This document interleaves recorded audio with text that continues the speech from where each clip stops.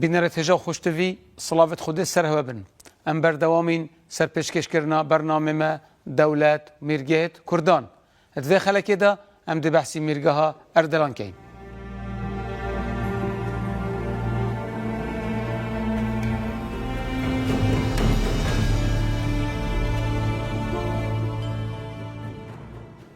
بینەرەتێژە و خوشتوی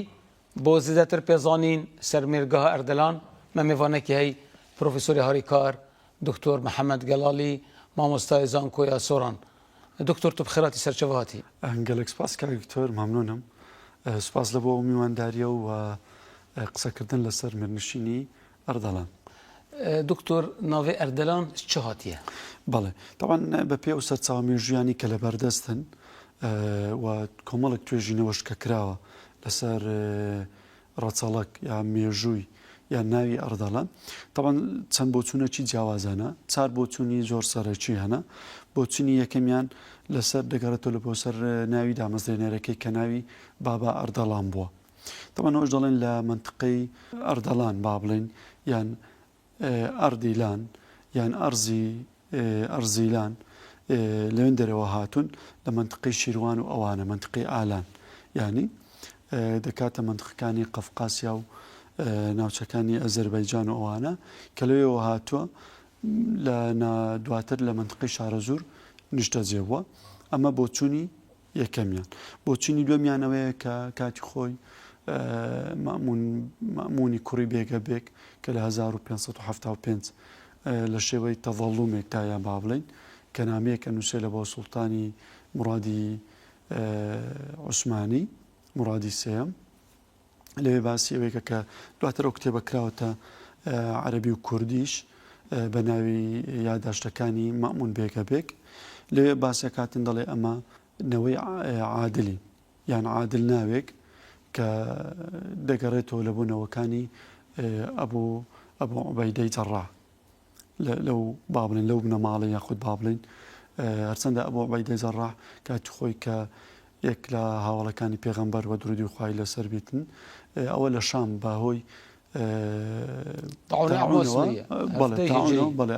لەوێ وەفاتەکاتن و زۆر لەو سەرچاوانە ڕخنەی ئەوەی ئەگەرن لە مەمون بێگەبێک کەەوە ئەوان و هەروە خۆشەگەرتەوە سەر لە بۆ سەر ئەبوو موسلیمی خوڕاسانی واتە لەو نەماڵی عەباسیەکانیان لە عەباسیەکانەوە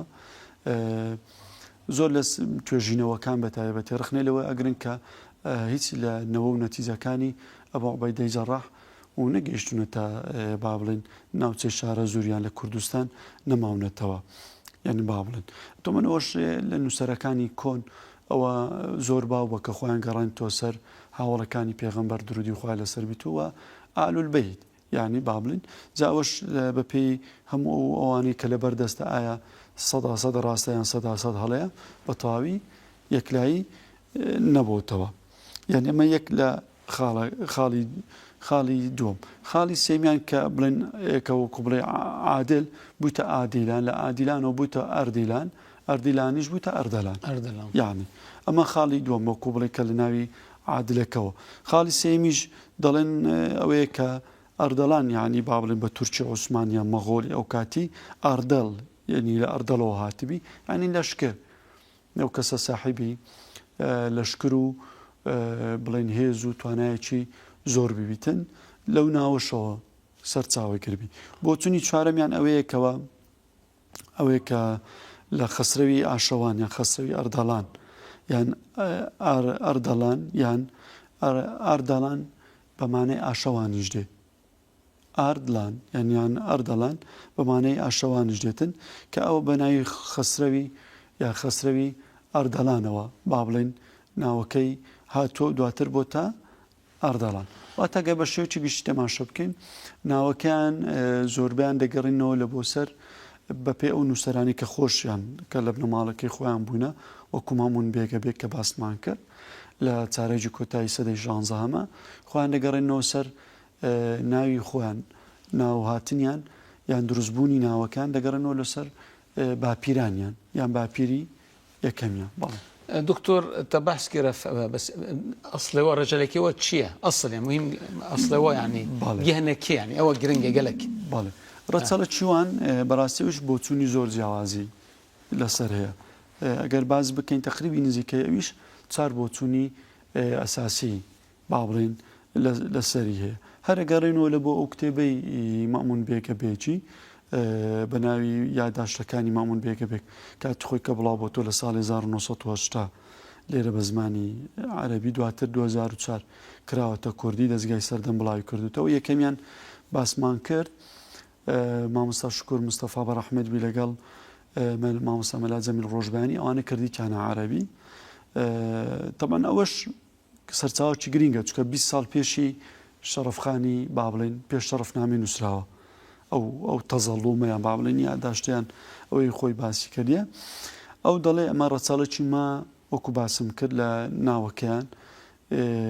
دەگەڕێتەوە لە سەر عادل ناوێک کە لە نەوە و نەتیجەکانی ئەبوو عوبەیدەی جەڕاحە با بڵێن ئەمە یەکێکیان. بەڵام سەرچاوی دوم کە دەین باسکەین لە بۆ سەر ڕەچەڵەکیان یان ئەسڵی ئەو بنەماڵەی دەگەڕێتەوە لە بۆ شەرەفخانی بەدلیسی. لە شەرەفنامەدا باسی ئەوەیە کاتن کە ئەوە ڕەچەڵەکی ئەردەڵانەکان دەگەڕێتەوە لە بۆ ئەحمەدی کوڕی مەڕوان. ئەحمەدی کوڕ مەڕوانی؟ بەڵێ مەڕوانی دەوڵەتە مەڕوانی کە پایتەختەکان شاری میافارقین بەڵێ لە باکووری کوردستان. تەبەنەوە لێ باسەکاتن کە دوای ڕووخانی میرنشینی مەڕوانی لەسەر دەستی سەلجوقیەکان لە 1985 لەو فترەی ئەو ماڵباتە کەسەکانیان پەراگەندەی ناوخۆی کوردستانە بن. یەک لەوانە نەوەکانی ئەحمەدی کوڕی مەڕوان دێتە منتیقەی شارەزور، لەوێ نیشتە جێیەبیتە. تەمان ئەوە وەکو ئەوی مێژنووسەکان کە باسەکانیان زۆربەی سەرچاوەکانی ئێستا لەسەر ئەوەش با بڵێن لێکۆڵینەوەکان جەخت لەوەیەکەنەوە کە بڵێ بنەماڵی ئەردەڵێنەکان هەر دەگەڕێنەوە لە بۆ بنەماڵی ئەحمەدی کوڕی مەڕوان. دكتور هذا بشكل منطقي ترى ومعقول ترى. بلى ابو عبيده في يعني ده وتقطع كان بس ابو عبيده في قبل قبرك هي جاشن روي ده في حلبشه وعلى اساس بقبر ابو عبيده. ابو عبيده صار هفدي ان هجدي هجري كوتشي يلشامي مرنك باجر بصره ما بين دمشق وعمان.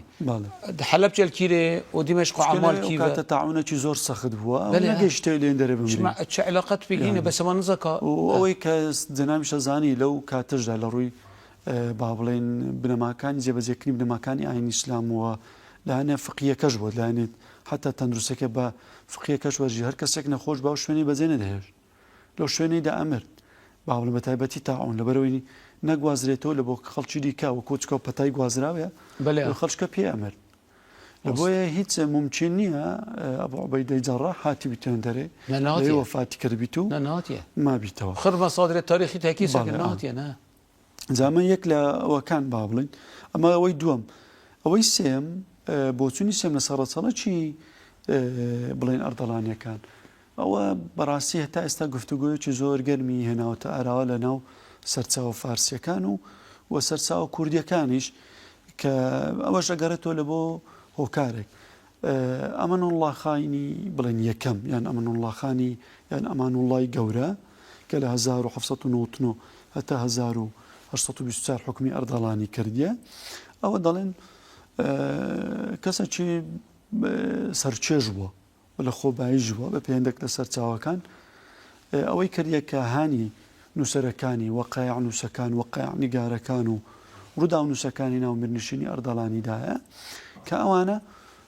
ئەسلی میرنشینی ئەردەڵانیان ڕەچەڵەکی ئەو بنەماڵی بگەڕێنەوە لە بۆ سەر ساسانیەکان بەڵێ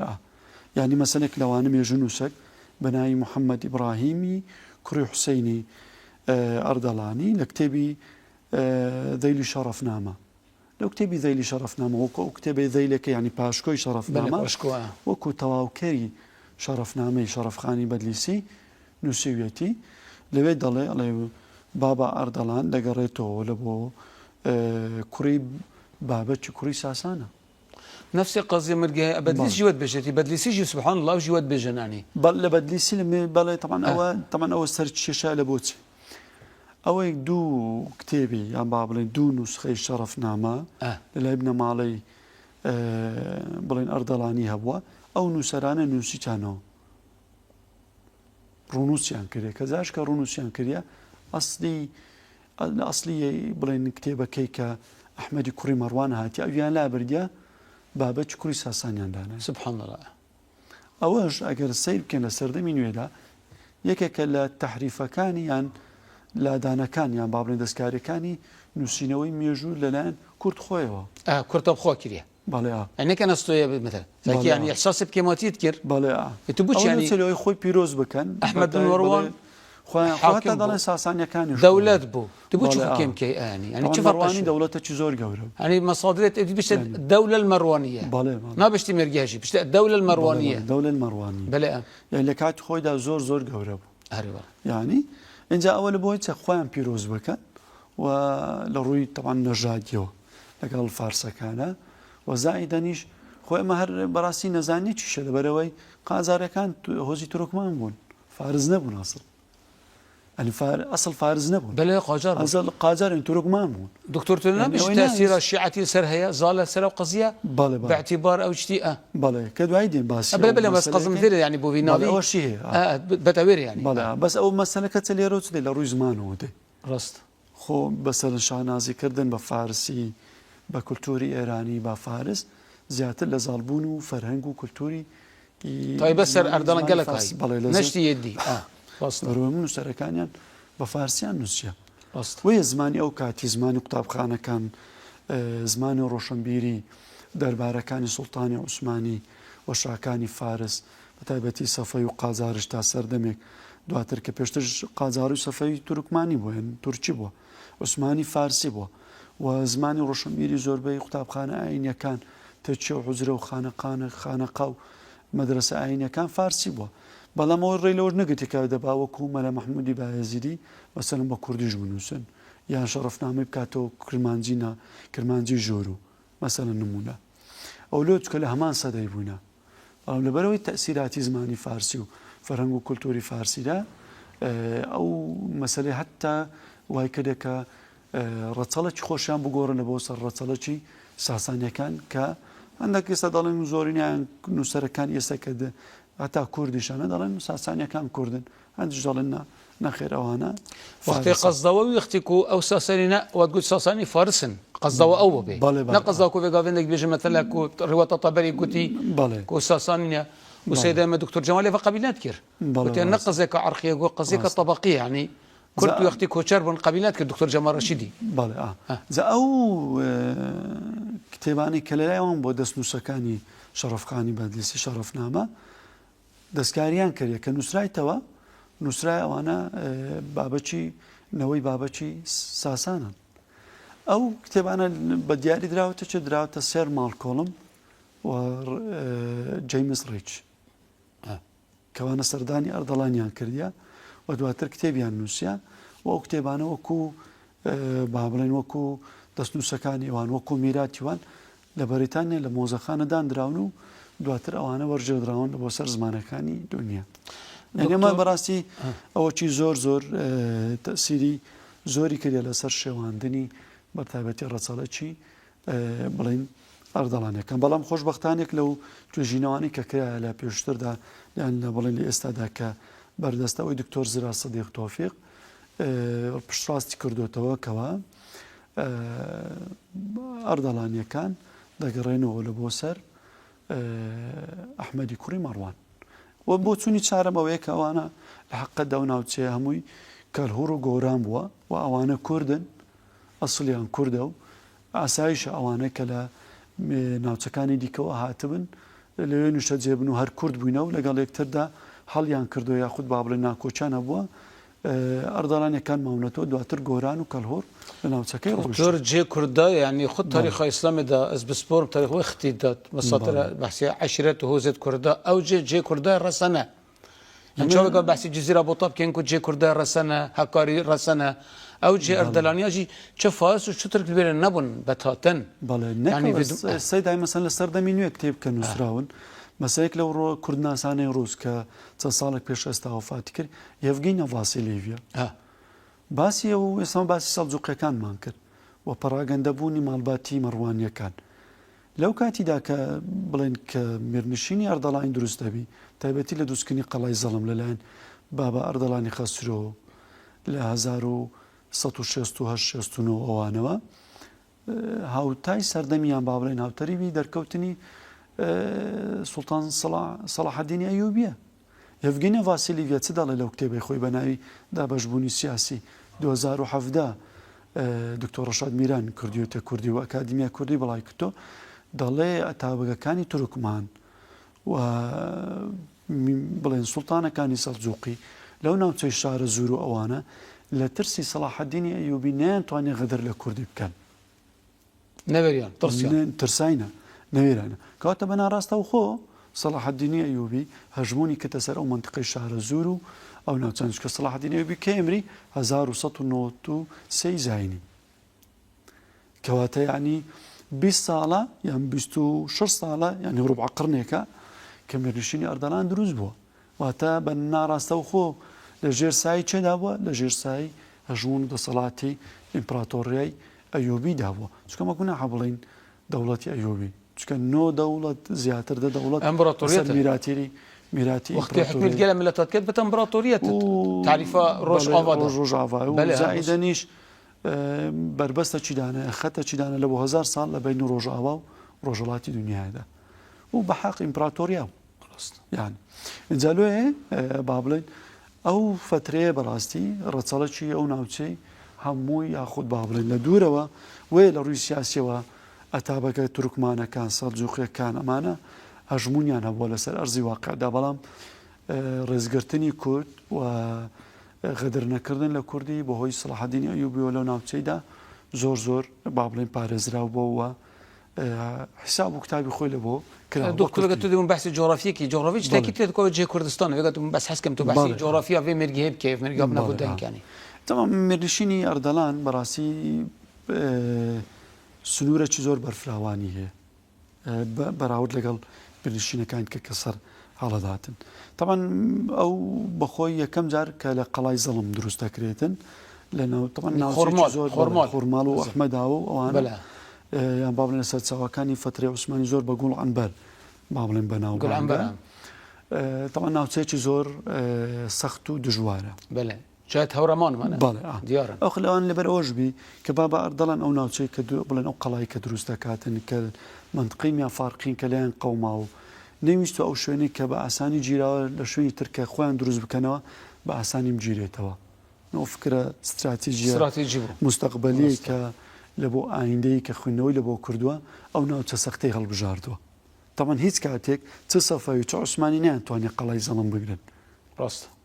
يعني ونتيجة أو قلايش تأخيري رخاندنا راست حتى حرب العراق وإيراني شر سخت هذا كلام لنا بنهردو جيشة لا حرب العراق وإيراني بري سيش صلاة أو منطقة قال السخت بو لو لبريك شيء لبري أي خويها راست ودهات خويها نفسك بابلين وقرتني شيء زحمتها وجيشتن بي مانوي هز زحمتها لبرو بيدشتينية وكوشاخة كان ما بجنوي هورمان تخت بله هەورامانی لە هۆن چکە ئەو لە کات هەورامانی تەخت یعنی ئەوە بتن طبعا ئەو ناوچەی سنووری بەرفراوانە زۆر و بەردەوامیش لە گۆڕاندا بووە طبعا لە سەردەمی کلۆلبەگ کوڕی بابا ئەردەڵانی ناوچەکە بەرەو زیاترە گۆڕێتن سنووری مێردنشینی ئەردەڵان ڕۆژەڵاتی دەبیتە هەمەدان ڕۆژەڵات و ڕۆژاوی دەبیتە هەولێر و موسڵ هەروەها باکووری دەبیتە منطقەی زەنجان یان زەنجان و ڕۆژاواکەشی دەبیتە کرماشان و سەقس ماشاءالله ینی منطقەی زۆر بەرفراوان با بڵێن لە هەردوو کوردستان یا ڕۆژهەڵات و یامە ڕۆژ بەڵێ بەشی زۆری ڕۆژهەڵات و ڕۆژ باشووری کوردستان لە ژێردەستی ئەردەڵاندا بۆتە بڵێن هەتا منطقەی هەکاری اینجا با بڵێن قۆناغشکە دێتن ئەگۆڕە لە 1495ەوە دەگۆڕێ لە بۆ سەردەمی مەمونی کوڕی مونزیر ئەو منطقەکانی زۆری زەڵم و منطقەکانی شەمێران و نەوسود و هاوار و شێخان و ڕاودان و خوڕماڵ و هەڵەبجە و ئەوانی هەموو لە بەردەستدابی تەوان گچکابی تۆ لەبەرەوەی کە باسمان کرد فترەی یەکەم لە سەردەمی کلۆلبەگ لە بۆ مەمون بەجی کوڕی مونزیر تقریبی 250 ساڵە لۆ ئۆشکەم بەوە ئەو سنوورە لەبەرەوەی سەلجوقیەکان هاتن ئۆزە تورکمانەکان هاتن مەغۆلەکان هاتن جەلائیری هاتن ئاقۆنلۆ و قەرەقۆنلۆ هاتنە سەر منتقەکەی و باڵکێژ بوون لە ڕووی سیاسی و عسکەری و ئەمانە بەتەکید سنووریان زۆر بەرتەسک بیەوە بەڵام کە مەمون بەگ کوڕی مونزیر ئەمریتن 3 کورد 4 کوڕێ بن سورخاب بەگ بێگە بێگ محەممەد بەگ و قەیتمانز بەگ قەیتمانز بەگ زیاتر لە سەرچاو عوسمانیەکان ناوی هاتیە و زۆر سەرچاو بەڵگەنامەی زۆری لەسەر هەنا بەڵام لە هەمویان زیاتر بێگە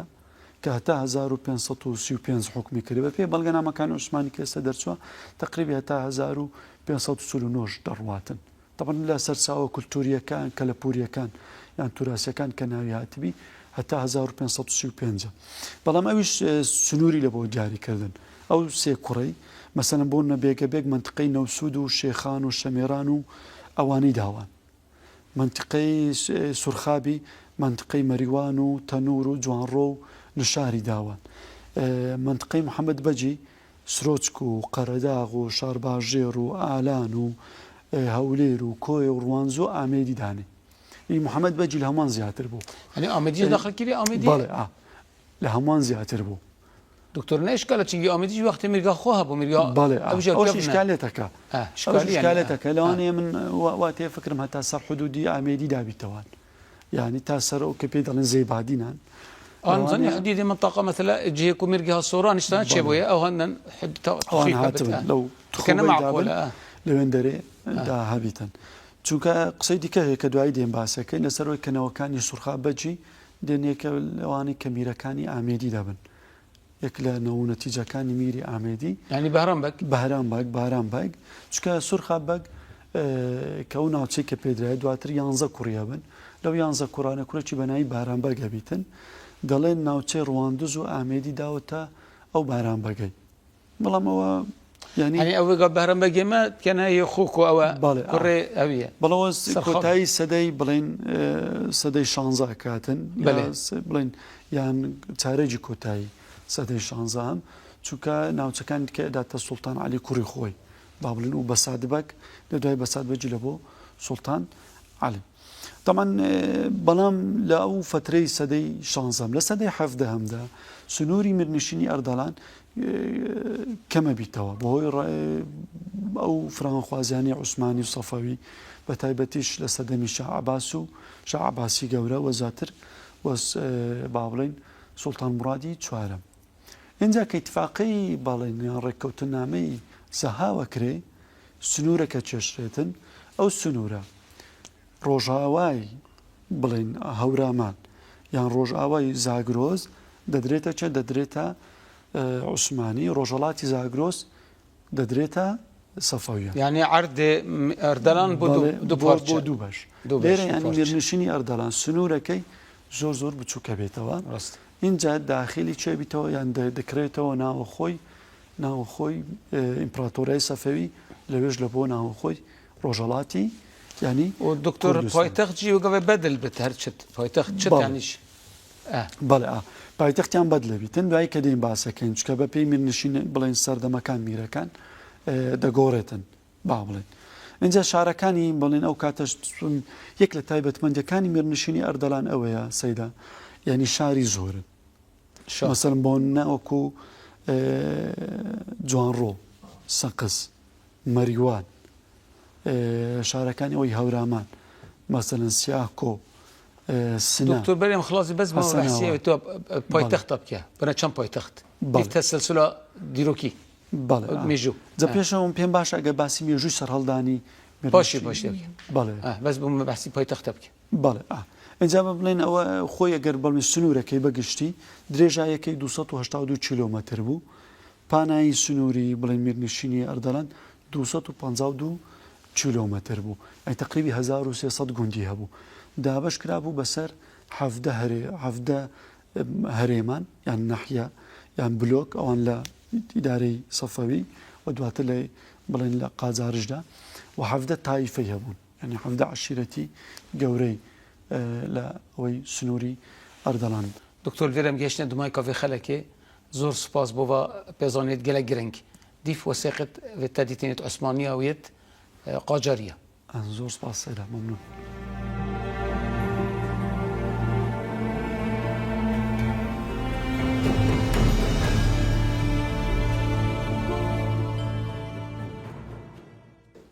بینران امل ویر هاتینا دمای کافی خلکی حتی خلکا کادی هرت خیرو خوش شده بن